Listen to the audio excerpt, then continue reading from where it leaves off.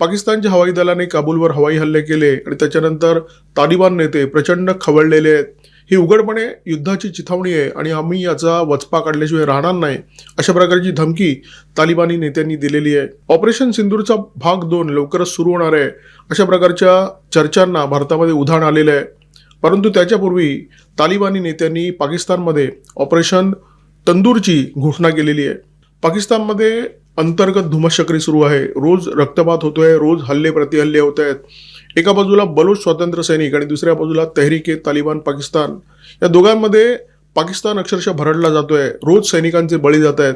जगाच्या पाठीवर पाकिस्तान बहुधा एकमेव देश असावा जो स्वतःच्या हवाई दलाचा वापर करून स्वतःच्याच नागरिकांवर हवाई हल्ले करतो. पाकिस्तानच्या हवाई दलाने हे हवाई हल्ले केले होते खैबर पख्तूनख्वामध्ये आणि या हल्ल्यामध्ये काही नागरिकांचा बळी गेला. याचा वचपा काढण्यासाठी 8 ऑक्टोबर रोजी तहरीक-ए-तालिबान पाकिस्तानने खैबर पख्तूनख्वामध्येच पाकिस्तानच्या एका लष्करी तुकडीवर हल्ला केला. या हल्ल्यामध्ये 11 जवानांचा बळी गेला. याच्यामध्ये 2 अधिकारी सुद्धा होते.